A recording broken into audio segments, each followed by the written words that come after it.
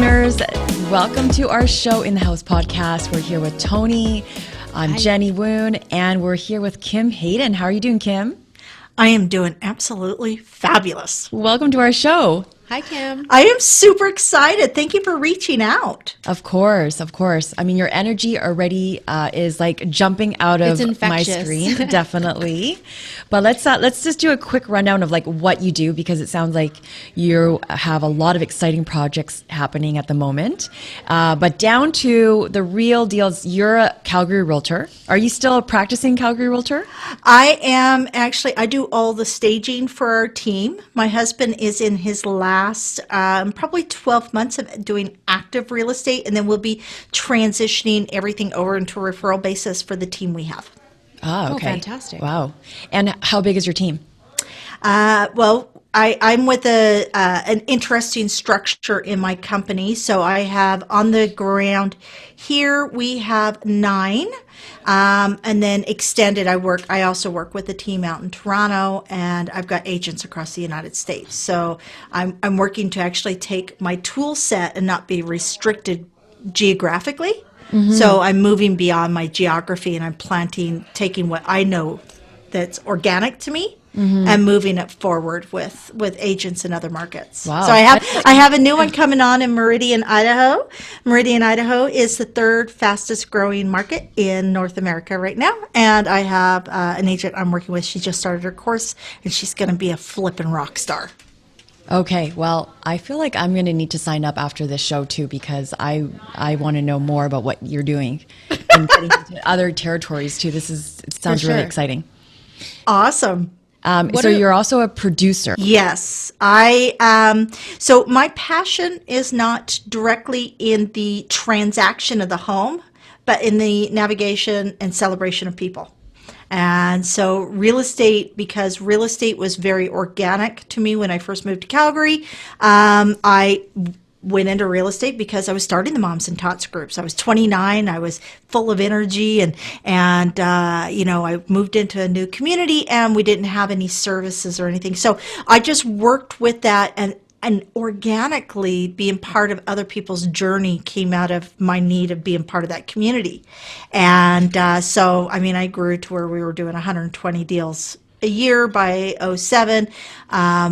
And then '08 hit, and I personally got very sick with meningitis, and so that knocked me out for about 6 months.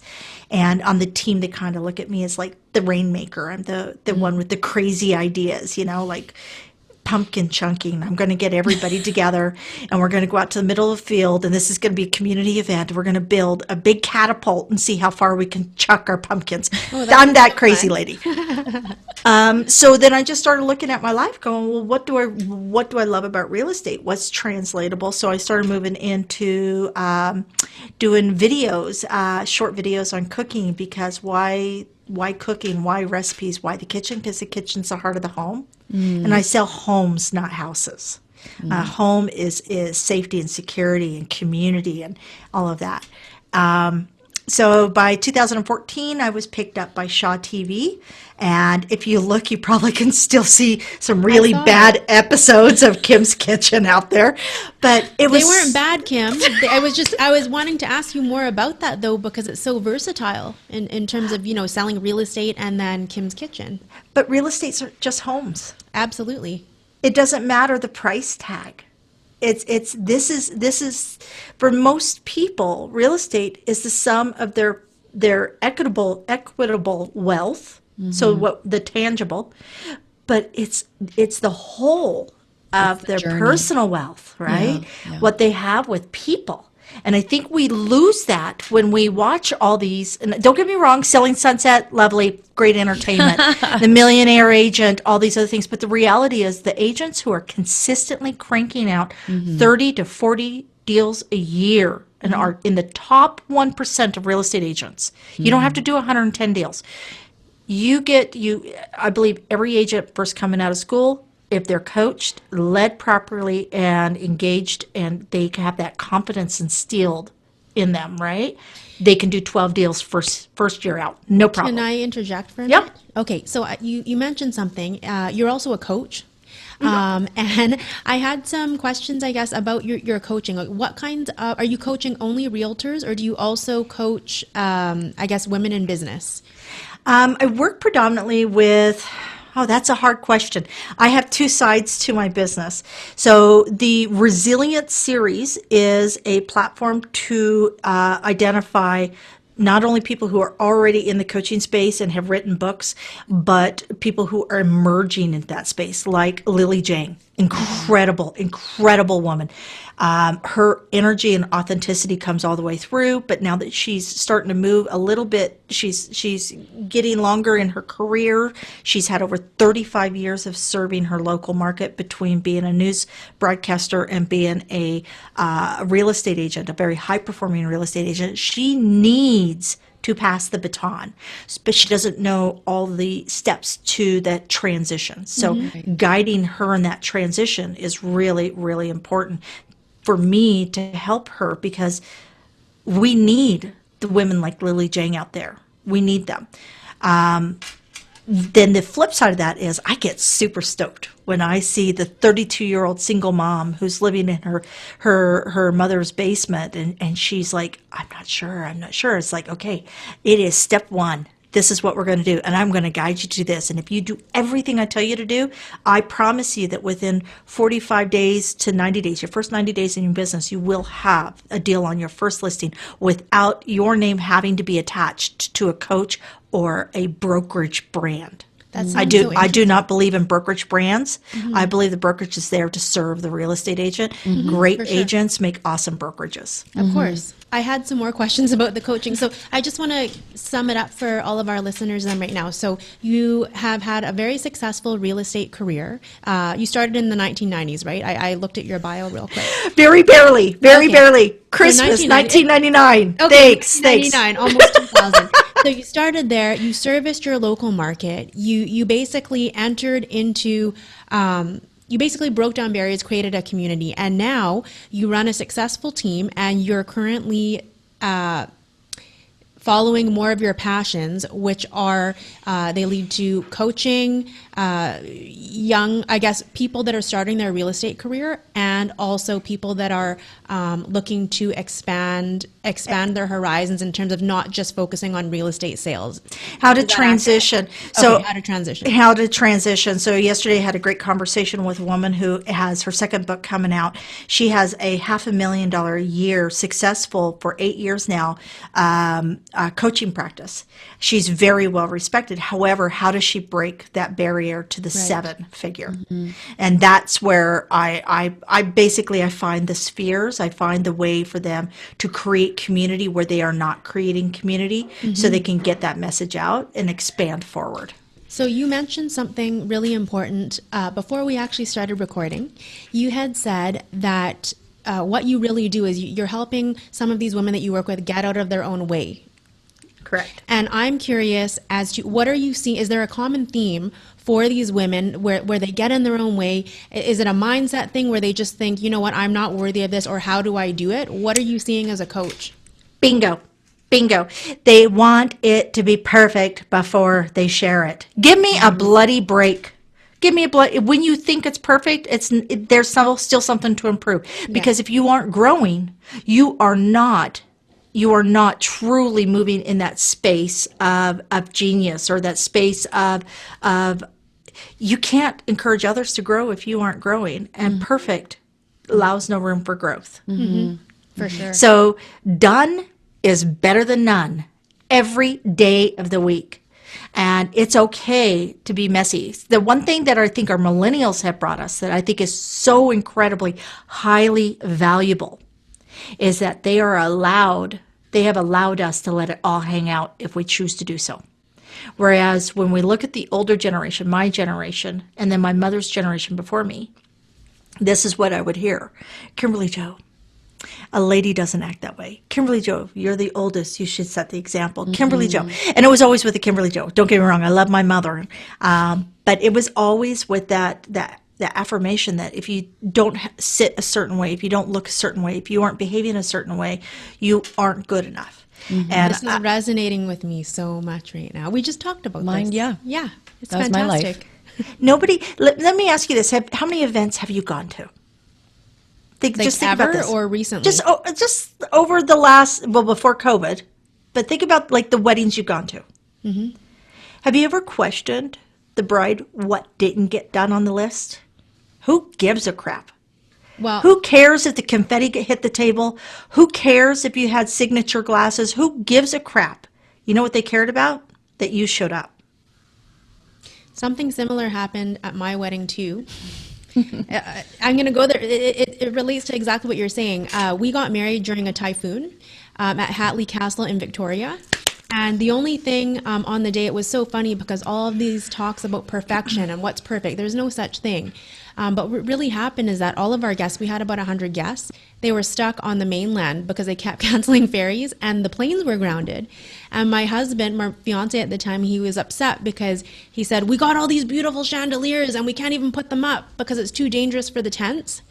And I said, yeah, but it doesn't matter because even if it's just us here, the intermediate family, we're already here. You and me are here. We can get married. That was the purpose of the day.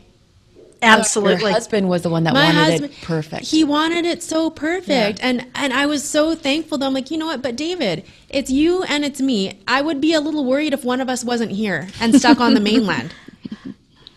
What has caused us to go down this rabbit hole? Seriously, that's my question. I would say social media. No, that's the social media. Absolutely. I think everything online looks perfect. Let's talk about this more. Yes, please. Because I got married in Vegas. So I was 24 years old when I met my husband, a single mom from a trailer park in Kansas and a waitress, graveyard shift That's waitress fantastic. in Vegas. And we got married and I was just so grateful that I even had somebody that saw the value in me. Mm-hmm. Somebody that saw me for who I believed I could be if given the opportunity. And I think our wedding, like we got married at the MGM that was back when it had the big lion head and the Wizard of Oz theme because I was from Kansas, so we thought it was kind of quirky and funny. The music was Somewhere Over the Rainbow. I got my dress for $125 off of a secondhand rental rack. This was the clear out from the rental rack for the midnight weddings in Vegas. So God only knows who wore this dress before me. I kind of want to see the pictures from your wedding. They're so cheesy. They're so cheesy. We've got a picture of my husband holding the axe and me holding the basket with all the characters from.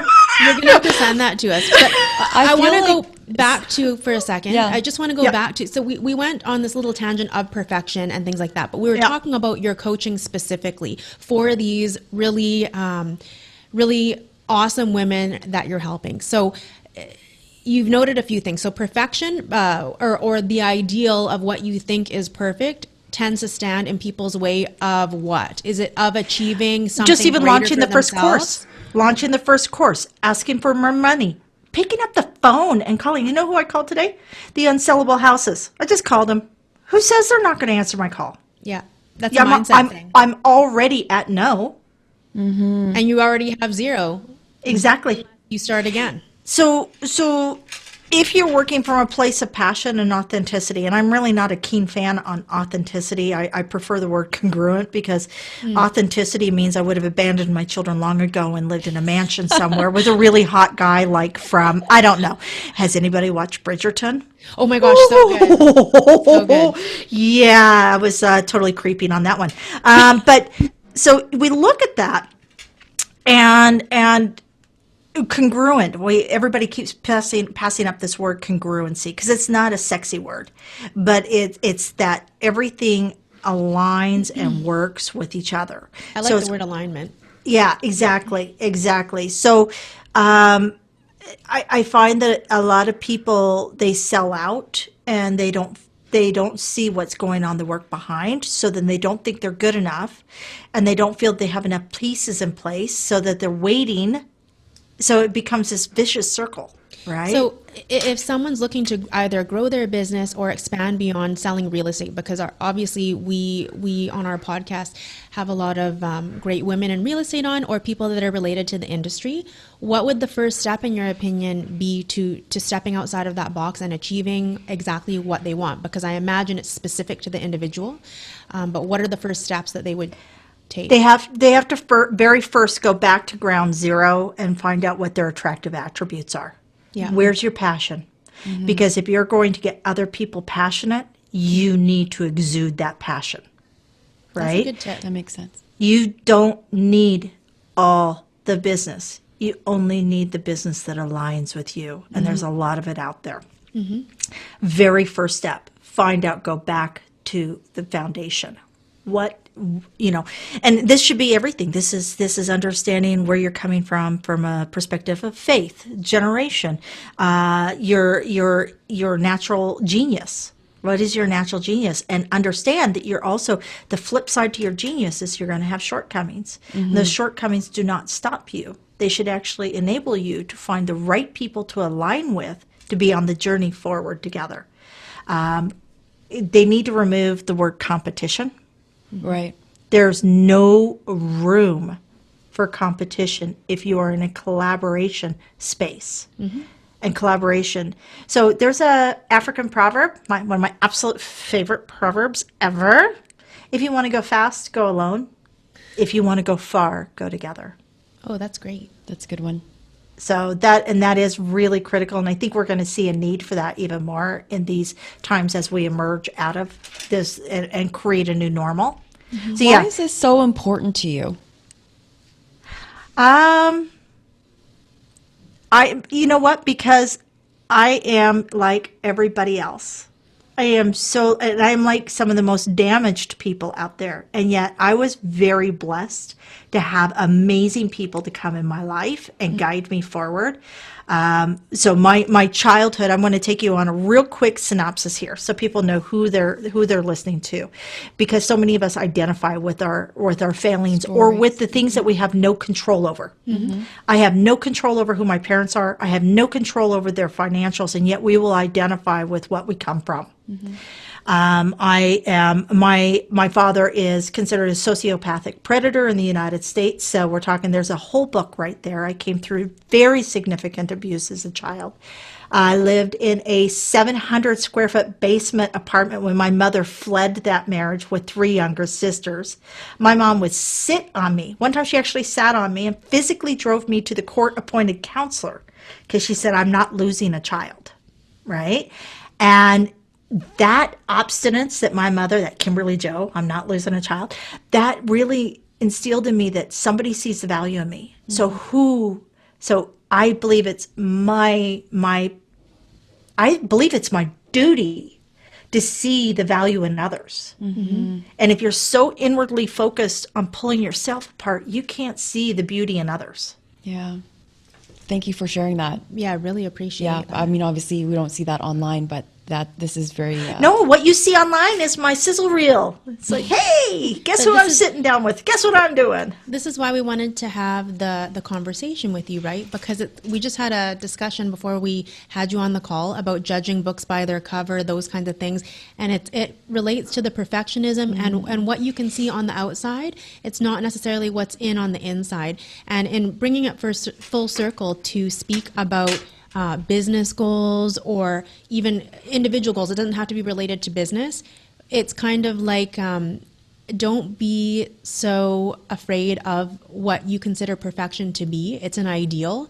It's not real anyhow. And some person's perfection is going to be different than somebody else's. So I think what we're really interested in getting to the meat of here in this discussion is what motivates people and how they can break down their own barriers to achieve exactly what they want to in life. Absolutely. Absolutely. Let's talk about the collaboration, because you are putting on this exciting tour called Real Resilient Tour. And this is where there's at least, how many guests are going to be speaking? We will always have between 10 and 14 speakers.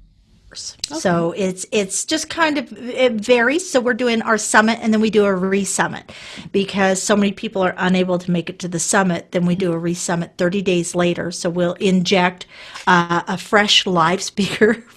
I go out and I find a fresh live speaker. So we'll inject a live speaker in there, and then we'll do a panel, and I invite the guests previously. So we'll have a series of pre-recorded and live, capped with live panel. Everybody still gets all the same assets. So all of my speakers provide actionable assets that are gifted to all the attendees. Basically, it's a hive of like-minded individuals. Awesome. That sounds like a great event. When is that actually being held? So our re-summit, which is a recap from our summit in January, is February 10th and 11th. We're breaking this down into 2 half days. They are very early for our Pacific, but they're later for our Easter. So we go with Mountain Standard Time. We start at 8 a.m. We do a live check-in. Currently working on a action step journal that can go along with the summit. So I'm super excited that we're just developing that out. That can be sent out to all of our attendees, so they have a reference point to come back to.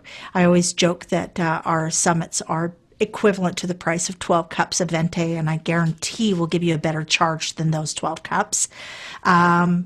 And then we'll be going. What was that? Mention some of the guests that you're having.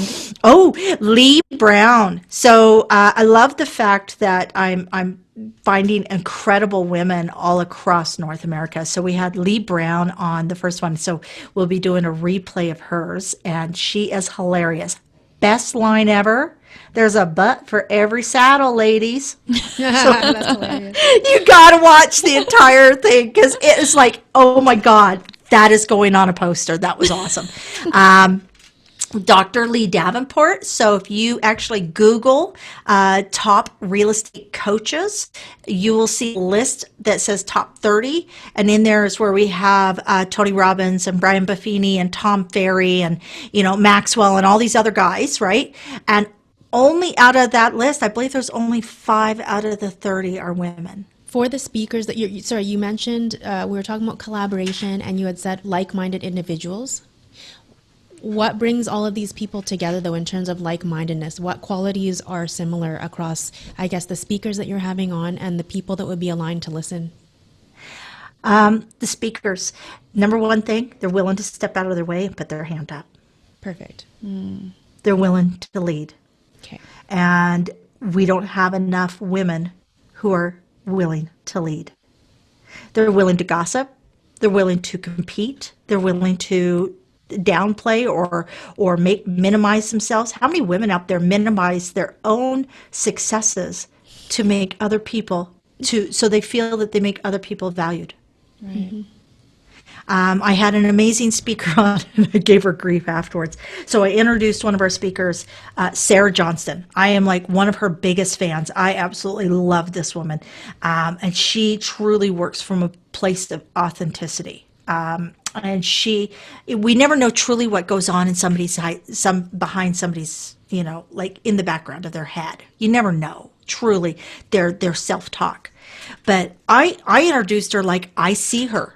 I see her as absolutely awesome, incredible. She's built this business. She's ran for the board. She truly gives a crap about others, and she's infectious. And she comes up on stage and she goes, "Oh, I don't know about all that. Oh, I'm so, you just made me blush. I don't know about all that." So afterwards, I get her on the phone. And I said, "Sarah, let me give you a number one rule. When you get introduced, you never say, 'I don't know about that,' because I guarantee you there was somebody in that audience that needs you to be the person that was introduced. They need you. You don't know what's going on in their life. You don't know if their ex-husband, they've been left with 2 kids. So let's look at Americans. I had huge respect for the women in real estate in the States that go into this divorced with no medical insurance and trying to run a household with kids. Do you know the absolute fear that before making some money and going, okay, now I can go buy some medical insurance? It's like you're looking at your sons. I know a gal down in Phoenix. I met her when she first got her license, and we were able to spend a weekend together. And she'd come from banking. She had no medical, and her son fell. He was jumping on she took the trampoline away because he was jumping on the trampoline. He hurt his arm. And she's like, oh my God, I have no insurance. I have no money. Oh my God. Oh my God. So she called Dr. Mom, her mom, who's not a doctor, who does the standard mom. This is the American mom when you don't have insurance. They go and they reef on the shoulder. Oh, no, it's not broken. Probably just sprained. It'll be okay. Let's just wrap it up, put some ice on it. That's good, right? But mad respect for these women, because these are warriors, right? And they know they're fighting for a better day, but they're running such high risk and high fear. So when I see somebody who is absolutely incredible, like Sarah Johnston, who has led our board and been very raw and real about the recession here in Calgary and what we've been going through financially, and I see her not own that space. I guarantee you there were women who showed up at that conference just to hear her. And they need her to be confident, because her confidence then helps them be confident. Yeah. Wow. That's Powerful. amazing. Totally. How did you get this idea to put this summit or tour together? How many years have you been running it? Actually, this is all fairly new. This started with a book concept 2 years ago. And basically, all I've done is transition my production skills from doing local television into the virtual realm of doing live virtual summits. My passion has always been the show Homes and Lifestyles Canada that we produced here. 26 episodes aired on CTV locally here in Calgary and in Edmonton, across Alberta. And in 26 episodes, we interviewed 180 people, places, and events in Calgary during a recession. How can we be of service? Right. And so all I'm doing is taking that exact same skill set and transitioning it into a passion with helping these women go the next level, because if we get them to step into their leadership role, then the next generation steps earlier, and the next generation steps earlier. And then by the time we see it, we've got our 16-year-old girls, that are not starving themselves, or not self-deprecating, or not minimizing their own personal greatness, but stepping into it much earlier. Can we dive more closely into the program that you're offering them then? So once they finish this Resilient Tour Summit, they want to sign on even further with coaching with you. How does that program look like? Like, what's the length of time? How often are you talking to them? I do a 6-week RE practicum with new agents and reboot agents, and that is 8:30 Mountain Standard Time on Tuesdays. You just sign up. We're in a bulk group. It's very cost effective. I take you back to the very beginning, to literally Jack Canfield. Nobody does it better than Jack Canfield, and I huge kudos on the vision board and how he teaches it. We go literally right from the very beginning of understanding why you're doing what you're doing. We need to know your why so we can find your passion. And then during that 6 weeks, we'll move you from your why to your attractive attributes to your spheres of influence. And we literally progress all the way through. And I will actually redirect you to somebody else who can teach social media and all that, because that's not my foray. That's not what I'm good at. What I'm good at is, great. You love to cook, Italian food every Wednesday. Let's find you an Italian cooking class. Let's find you a sphere that reflects that passion. And you will organically, Bob Burgs has said it beautifully in his Go Giver book. Give, then ask. We see Gary Vee preach this, jab, jab, jab, hook. It's the trifecta of the three. So if you give back to your community, you find the communities that you're relatable to, that are organic, that you love, and you give 3 times, you now they know you now, they like you now, and they trust you. So really, you're trying to help them narrow down their nuance and their factor, what they can bring back to their community and be comfortable with that strength. Absolutely. And it has to be a passion. If you are not working within your passion, you're going to die out in this business. We have an 87% failure rate within 36 months. 87%. Is that just females, or are you talking about anybody who In real estate period? Realtor wide. Realtor wide. Yeah. 63% are women in residential real estate. And yet, in all of my research, I do not have a concrete number on this. So if anybody out there is a research analyst and wants to help me with this, I would love it. But in all my research, I have not been able to break the 30% on women in coaching in real estate that are cracking the six figures. Interesting. I just haven't been able to find them. So do you think it's because they have to juggle even more on their schedule, or is it they just don't want to go for it because, like we said, it's about the mindset, and they probably think that they don't deserve the business?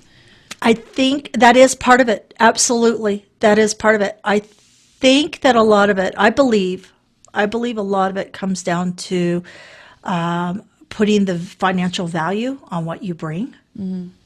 A lot of women, I hear this. This is what I hear. I meet these incredible women that have written books and have great programs. And you know what they do? I would do it even if I wasn't making money. It's like, well, the bank wouldn't let you stay in that house even if they weren't getting paid. Seriously. Is there a single man out there that would show up for his job every day, even if he wasn't getting paid for it? Right? So we have to quit making money the evil part. I had a great conversation. So there's this team out in Toronto, somebody else that you guys should interview, Jennifer Jones. She is phenomenal. She runs one of the largest all-female teams. She's projecting like $350 million in productivity. Like, it's crazy. This woman is a machine. But she is really, really a cool human being. And one of the gals on her team, Grace Simon, she goes, what is your aversion to money? We started a conversation 2 years ago on this. And I said, I wonder if my aversion, my fear, and I've had the same journey everybody else has, right? But I wonder if that fear is because we believe that if we ask for what our worth is, that it devalues the worth we're saying we have, right? So it is a very complex. Women are very complex animals. Like, they're just the coolest.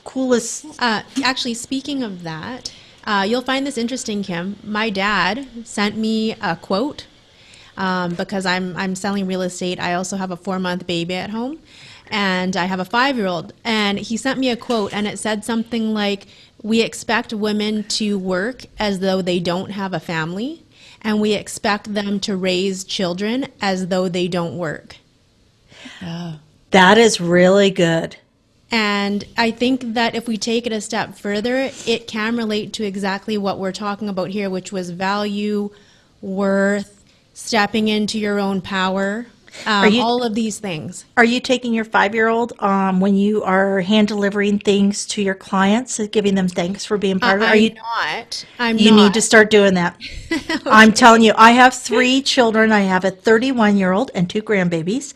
I have a 23-year-old, and I have a soon-to-be 20-year-old. Amazing. And I have an amazing relationship with my kids. Are they brain surgeons? No, I didn't raise, PhDers. I raised, people who get out there and get in the trenches. But my kids, they would sit and do open houses with me when they were like 4 years old, and their job is count those shoes, make sure everybody's accounted for. And if the open house was slow, we played cards. We played cards. I took my kids on every event I did. I have been taking Stevie door knocking with me, though. Good job. Good job. She was featured on our Instagram Live as well. Who? Stevie. Oh, yeah, that's right. She's the 4-month-old. But I did take her, and it was just because, you know what? I have so many hours in the day. I either want to put it into my business, spend time with my kids, be there for people that I care about, and I didn't have time to drop her off before I was going to hit those doors. Nope, because put I her had in the there. production goal, too. So do you do door knocking or door hangers? I don't know the difference, actually. I do door knocking. What's a door hanger? Okay, so a door hanger is where you're creating a message on a door hanger, and you collaborate within your community by putting something of value on that. So right now I've got all my agents doing a support local campaign, and they're collaborating with local businesses within the community that they That's a great idea. farm, and they put the door hangers on. I do not do door knocking, and I'll tell you why, because when you catch people off guard, they're already on guard. On guard. Of course. And that happens sometimes. So you just hire someone to put the door hanger. No, actually, I make all my agents go out and do it. I had one call the other day going, it's snowing and it's crappy here. And she goes, I really don't want to get sick, and my dad's just getting out of the hospital with COVID, but I said, oh, honey, Happy New Year's works until, I don't know, Valentine's Day. And then that's always a 50-50 shot if they're celebrating Valentine's Day. So don't worry about it. Wait for the break in the weather. What's more important is, if they put a new garden gnome out front, if they put a fresh door wreath, you've got your 500 homes. That 500 homes is your next 20-year career. Mm-hmm. So those 500 homes will become your 500 advocates if you treat them with consistency and value. Yeah, no, that's a great tip. That's one of the things that all my new agents, when they come out of the RE practicum program, all of my new agents actually will have their first 90 days completely outlined, and they'll know what their next 12 months is. Yeah. And we create that consistency for them so that that's their boot to the ground. I can't help you with your Insta account.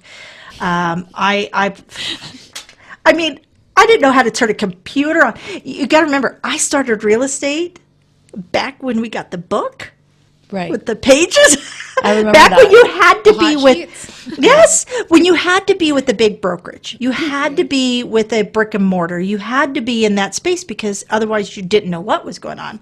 Now I love that the upside to social media and digital is that we actually celebrate the agent versus the agent working to endorse the brand, right? Because I'm sorry, if I'm not getting stock out of it or a percentage out of it, it's not me. I noticed that you're with EXP, which is cloud-based, right? Correct. Yeah.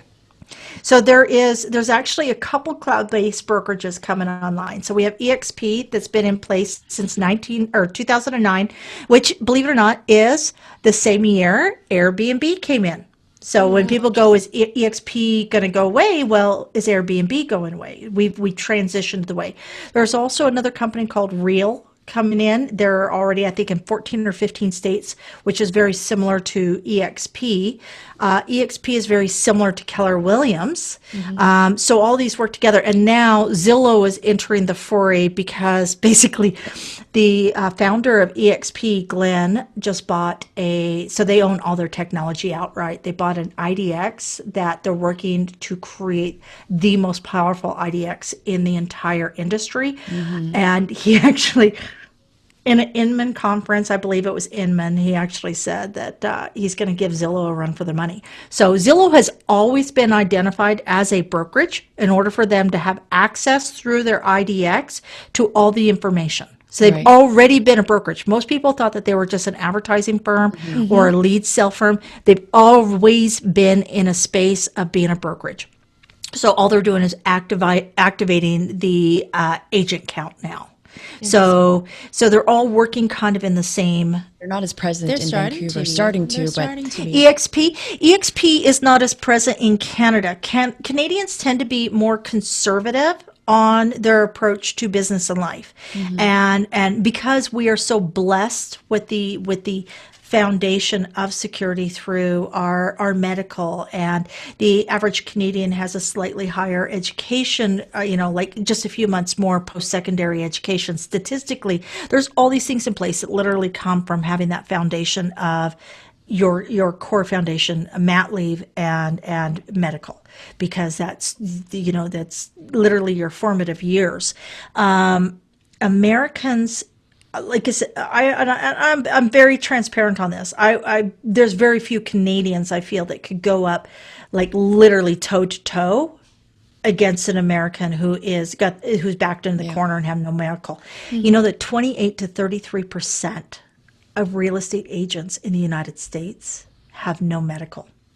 Can you even fathom? So, Toni, you said you have children. Jenny, do you have kids? I don't.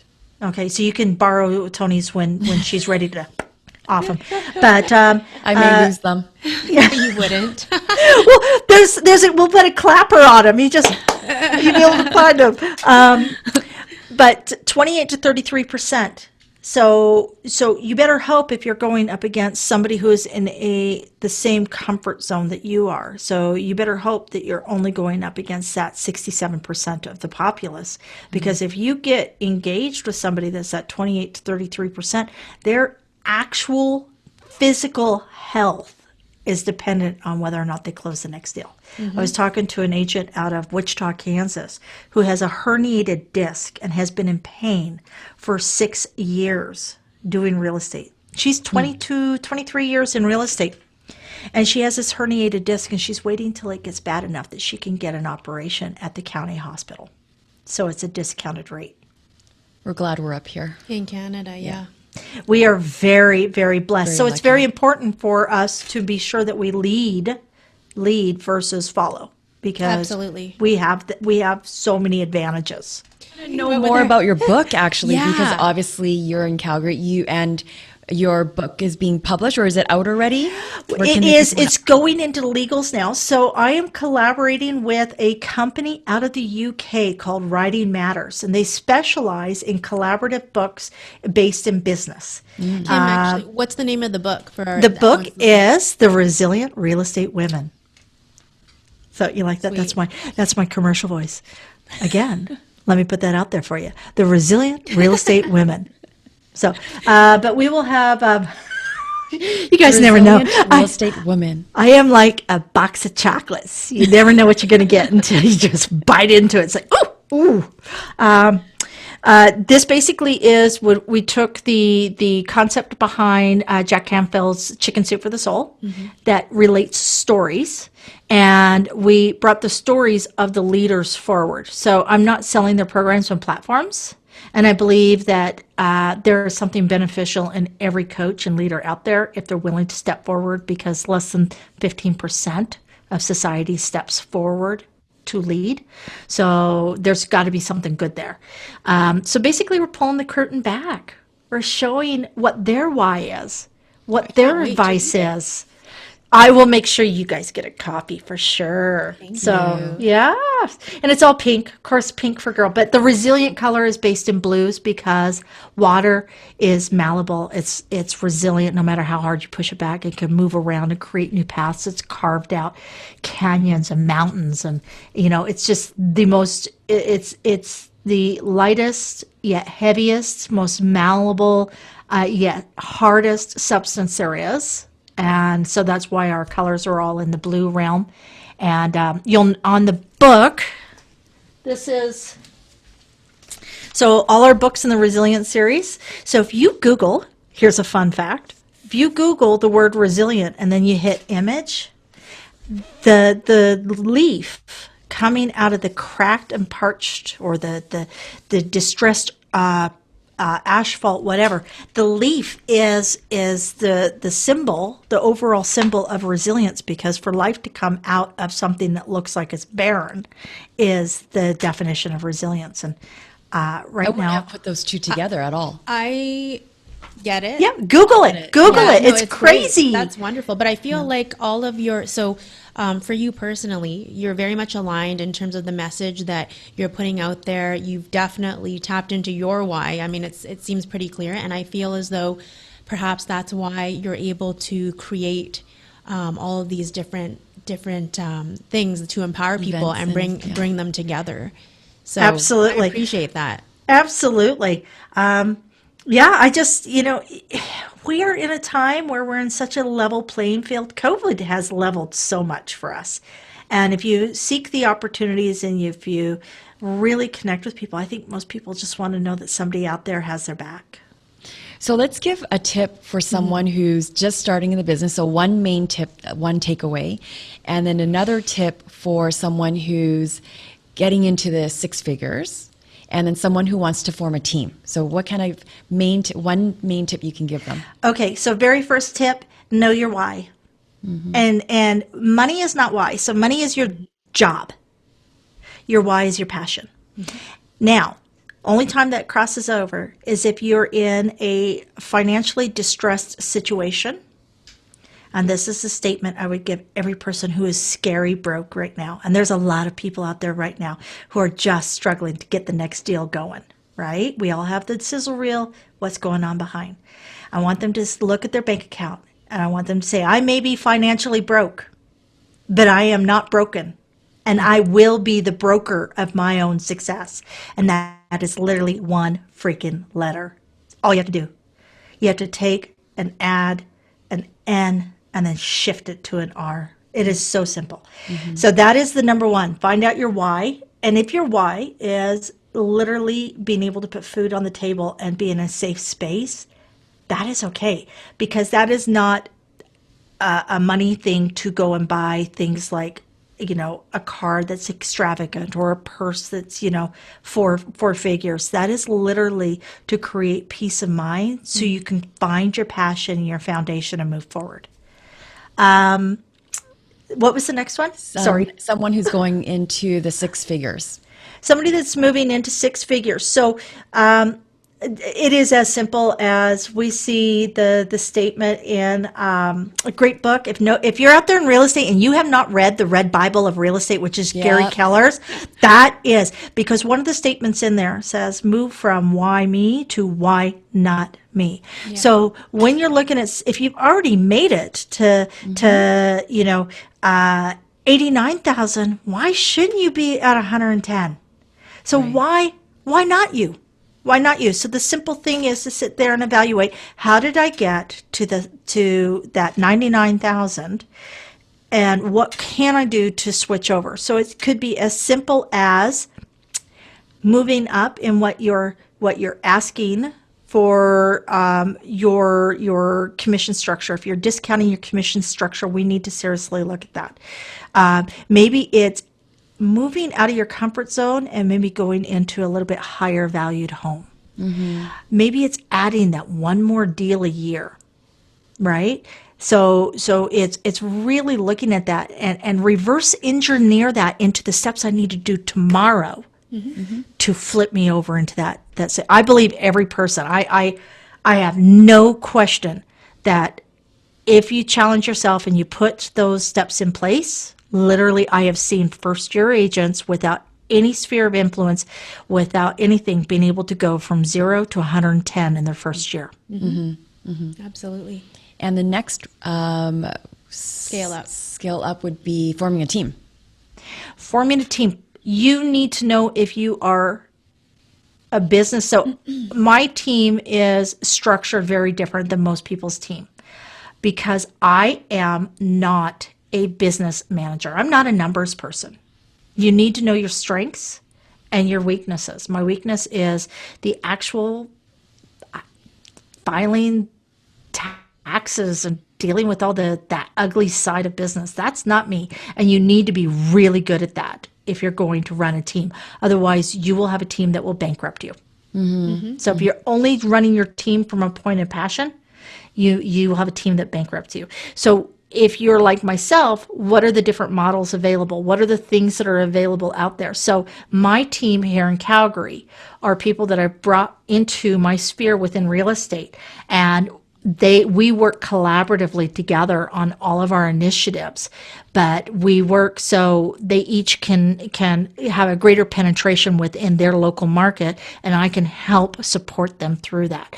I do a lot of script coaching and things like that with my team, and in turn, when I get busy, I just send them the referrals. If I now am at a stage in my business where we only work with the clients that we really resonate with and our past clients. And so that's when I talk about my team, these are people like I work that with. Carry on your business, that just like as if you were going to be representing your client. And this is for you, Toni. This is for all the moms out there. And book your family as if it's a meeting. It is as high value. Good girl. Good girl. Tanya Eklund, incredible. You got to have her on your show. She's an incredible agent. I just love her energy. She's just a beautiful human inside and out. And she is one of our lead agents here in Calgary. But you will never get an appointment with her between 5 and 6 p.m. Period, point blank. Dinner time. Yeah, absolutely. That is her time to be fully present for her daughters, because it's not about the quantity of time, it's about the quality of time. That is, so true. probably one of the most difficult things that I had and I struggled with at the very beginning of the business is not blocking time out for myself and just saying yes to every single appointment. Absolutely. What was it? I was chatting with one of our speakers the other day.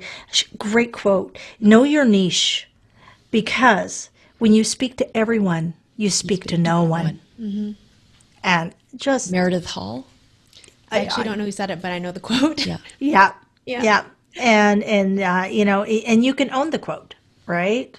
Just because somebody else said it first doesn't mean there isn't room for you to own it. Mm-hmm. So yeah, that's it. That's me. Thank I'm you like, so there's much for that advice. It's This great is all advice. good It's advice. great advice. Yeah. And I'm gonna. I've been doing that, but I also am going to be more protective of my time, and I might even expand those appointments. Why just have the one? Absolutely. With my family, it's so important. Absolutely. And you know what?